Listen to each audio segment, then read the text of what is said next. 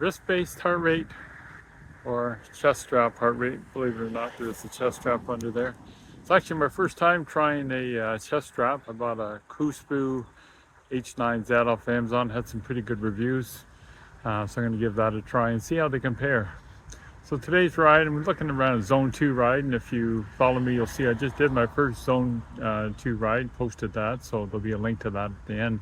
So I'm curious to see, in that video I did notice some discrepancies, if having the chest strap is any better, any smoother or not. So about a year and a half ago, I bought the Garmin Vivoactive 4, which is the first device I've had that has heart rate built into it. It uses light and optical sensors versus the COOSPO, which is based on sensing the electrodes in your heart, which is supposed to be more accurate. So I'm interested to see how that's going to come out. That's the number one reason why I got it. Since I've started using heart rate, I've got more interested in that in terms of being able to keep an eye on my intensity and in particular in my recovery.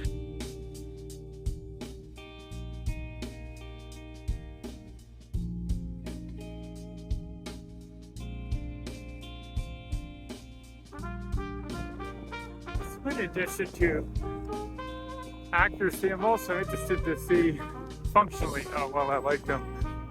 I've been using the wrist-based one for a while, so I'm used to that.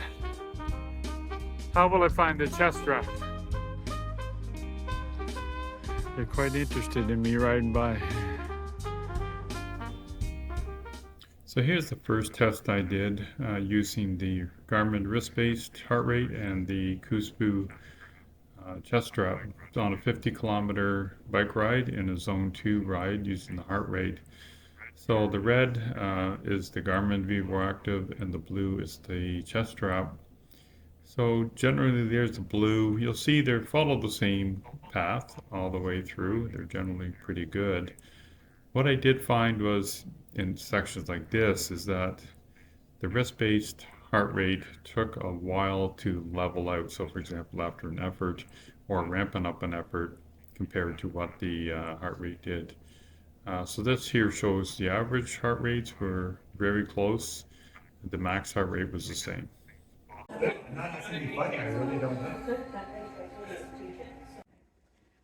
So for my spin test, as you can see, the sweat on my sweater is real. So I used my Vivoactive 4 for the wrist heart rate. Then I used a COOSPO chest heart rate monitor connected to my old Vivoactive 2, so I'll compare the two.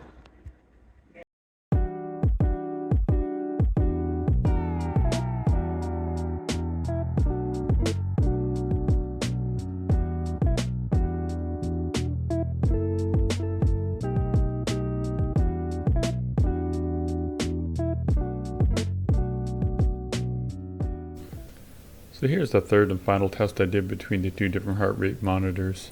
And this one I would say had the biggest discrepancy of all of them. I had heard a little bit in terms of running that the wrist-based could have a few more glitches just based on the movement. But overall, I mean, they're relatively close. They follow the same pattern. The red is the Garmin wrist-based. The blue is the chest strap.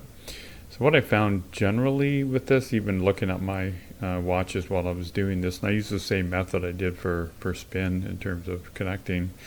The heart rate was attached to another older Vivoactive watch, is that generally the heart rate monitor was much more responsive to pick up heart rate and to see when it calmed down.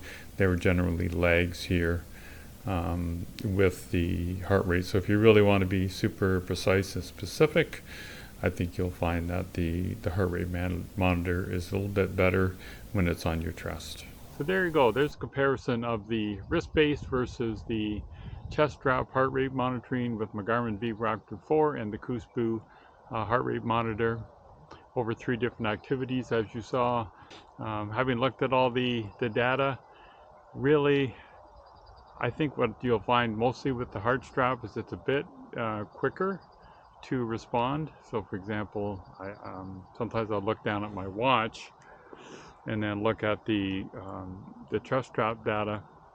The watch is taking a little bit longer to get there. When you look at the final data, they both pretty much around the same conclusions and the same heart rate, the same average heart rate, for example.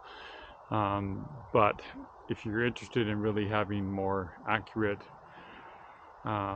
real-time data, then probably your best bet is to go with the chest strap. If you don't care that much, you just want to get a sense of where you're at, or I think the wrist-based watch is fine. I'll probably continue to use both, but for everyday use, I really like having the watch that's just on my wrist. That's really easy to use as well. The chest strap hasn't bothered me. I'm still getting used to it. Like I said, it's brand new. I've never used one before. Just having it around your chest, sometimes you kind of feel a little funny, or is it slipping or not? Overall, it hasn't slipped. It's been fine. Relatively comfortable. I think if I get more used to it, it should be fine.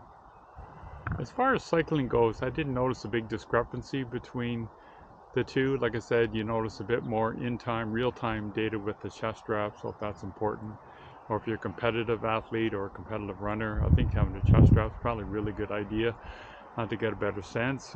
For me, as a recreational cyclist, I think either would be fine. But I hope you found that helpful in determining whether you would stick with a wrist-based smartwatch heart rate monitor, or whether you'd want to invest in getting a chest strap. The one I got from Amazon, apparently looking at the reviews, is very comparable with some of the more expensive ones, and cost I think about $50 Canadian. So for me, just starting out, I think it's a worthwhile comparison to get a good sense of what the differences are. So please consider subscribing to the channel. Hope you found it helpful. I'd love to see you back here. Make sure you leave any comments about your experiences using either or both of those types of heart rate monitors. Take care.